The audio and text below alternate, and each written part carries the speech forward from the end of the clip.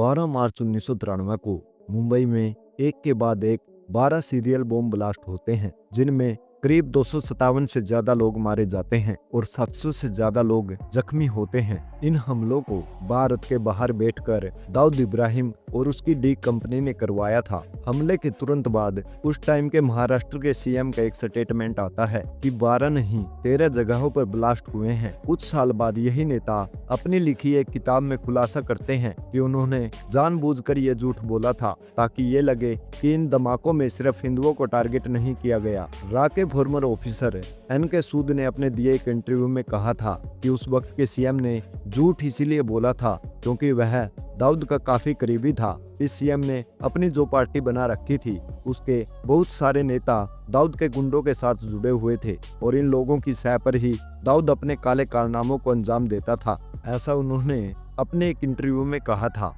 एक और कहानी सुनिए। 2005 में जावेद मियां दाद के बेटे जुनेद मियां दाद की शादी दाऊद की बेटी के साथ दुबई के ग्रैंड हयात होटल में होने वाली थी। इंडियन एजेंसीज को लगा कि ये दाऊद को पकड़ने का बहुत सही मौका है, तो एजेंसीज ने इस ऑपरेशन के लिए उस समय की यूपीए सरकार से परमिशन मांगी, तो गवर्नमेंट ने अपने हाथ खड़े कर दिए। सरकार ने एजेंसीज को कहा कि आपको जो करना है करिए, पर इस सब में हमें शामिल मत करिए। इसके बाद एजेंसी ने इस काम को छोटा राजन से करवाने की सोची, जो एक टाइम पर दाऊद का काफी क्लोज था। यह वही टाइम था जब आज के एनएसए चीफ अपने पद से रिटायर हो गए थे। तब एजेंसी ने उन्हें इस ऑपरेशन की कमान सौंपी थी और डोभाल साहब ने भी इस ऑपरेशन की पूरी तैयारी कर ली थी। इस ऑपरेशन के लिए छोटा राजन के दो साथियों विक्की मल्होत्रा और फरीद को भी कांटेक्ट किया गया। उनके पासपोर्ट तैयार कराकर उन्हें भेजने की पूरी तैयारी कर ली गई थी। डोभाल साहब विक्की मल्होत्रा और फरीद को फाइनल ब्रीफिंग दे ही रहे थे, लेकिन तभी अचानक वहां मुंबई पुलिस डीसीपी आ जाते हैं और इन दोनों एजेंट को गिरफ्तार कर लेते हैं। डोभाल साहब इस गिरफ्तारी का विरोध भी करते हैं, मगर वो डीसीपी उनकी एक नहीं सुनता और दोनों को गिरफ्तार कर लेता है। इस गिरफ्तारी के चलते इतने बड़े ऑपरेशन को बीच में ही रोकना पड़ता है। खुद रागे फॉर्मर ऑफिसर एनके सूद ने इस घटना पर बात करते हुए अपने एक इंटरव्यू के दौरान कहा था कि अब ऐसा नहीं हो सकता कि आईबी का इतना बड़ा ऑपरेशन होने वाला हो और एक डीसीपी फॉर्मर आईबी चीफ की मर्जी के खिलाफ किसी को गिरफ्तार कर ले।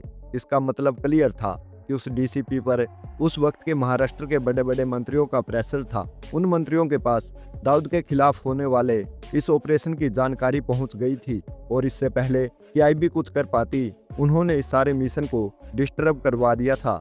ये दोनों किस्से हमने आज आपको इसीलिए बताए क्योंकि इसके पीछे एक बहुत बड़ा कारण है। आज जो लोग लॉरेंस को हिंदू बताकर उसके नाम की छाती पीट रहे हैं, क्या वो ये नहीं जानते कि जब दाऊद इब्राहिम जैसे लोग मजहब के नाम पर हिंदुस्तान को बर्बाद करने में लगे थे, तब क्या किसी को उसका धर्म नजर नहीं आया?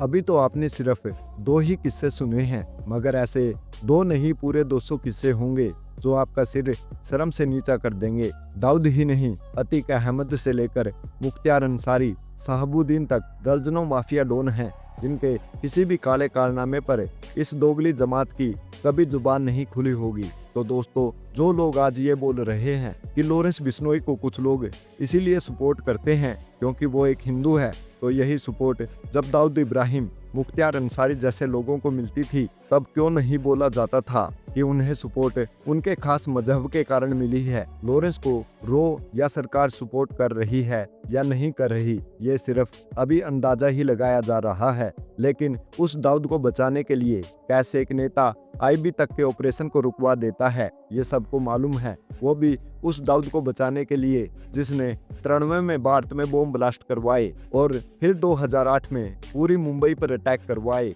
वो दाऊद जो भारत में नशा सप्लाई करता है, जिसे अमेरिका ने अपनी मोस्ट वांटेड लिस्ट में डाल रखा है, जिस पर आज भी 25 मिलियन अमेरिकी डॉलर का इनाम है। अब आप सोचिए कैसे दाऊद को भारत के नेता ही बचाते हैं और सपोर्ट करते हैं। महाराष्ट्र के ये नेता ही नहीं बल्कि गुजरात का एक और बड़ा नेता भी था जो एक बहुत ही पुरानी पार्टी का प्रेसिडेंट भी हुआ करता था। दाऊद का बहुत ही क्लोज था और गुजरात में दाऊद का जितना भी कारोबार था उसी की मदद से चलता था। इतना ही नहीं, 93 से लेकर 2011 तक पूरे देश में दर्जनों बम ब्लास्ट हुए जिनमें हजारों लोग मारे गए थे, जिनमें दाऊद इब्राहिम मुख्य आरोपी था। अब अगर हम अतीक अहमद की बात करें तो वो भी दाऊद से कुछ कम नहीं था। कहते हैं एक बार दो सिपाही किसी मामले में अतीक के घर उससे पूछताछ करने चले गए। इस बात पर अतीक को इतना गुस्सा आया कि उसने उनमें से एक सिपाही को तड़पा तड़पा कर वहीं पर मार दिया और उसके टुकड़े टुकड़े करके सड़क पर फेंक दिए। इतना ही नहीं, उस टाइम के सीएम ने अतीक अहमद से हाथ जोड़कर माफी मांगी और दूसरे सिपाही को जिंदा छोड़ने की गुजारिश की। कहा तो ये भी जाता है कि उस वक्त के सीएम ने अतीक अहमद के कुत्ते के साथ भी हाथ मिलाया था, जिसकी तस्वीरें उस समय के अखबारों में छपी थी। जरा सोच कर देखिए, एक क्रिमिनल जिसके गुंडे किसी से भी वसूली कर लेते हैं, किसी का भी खून बहा देते हैं, और उस स्टेट का सीएम ऐसे लोगों को जेल में डालने की बजाय उनके कुत्तों के साथ हाथ मिलाता है। ये बातें आपको कड़वी लग सकती हैं, पर यह सब सच है, क्योंकि ऐसे नेताओं को अपने काम निकलवाने के लिए इन गुंडों की जरूरत पड़ती है। बड़े शर्म की बात है कि अतीक अहमद से लेकर मुख्तार अंसारी और शहाबुद्दीन जैसे गुंडे अपनी गुंडागर्दी फैलाते हैं और हमारे देश के मेन नेता उनके तलवे चाटते हैं ताकि इन गुंडों की कौम के लोग इन नेताओं को वोट दे सकें। तब किसी को भी इसमें कहीं भी धर्म का एंगल नजर नहीं आता। लेकिन जब अतीक जैसे गुंडों को पुलिस द्वारा एनकाउंटर किया गया, तब सब चिल्लाने लगे जैसे किसी महान आदमी को गुंडों द्वारा मारा गया हो।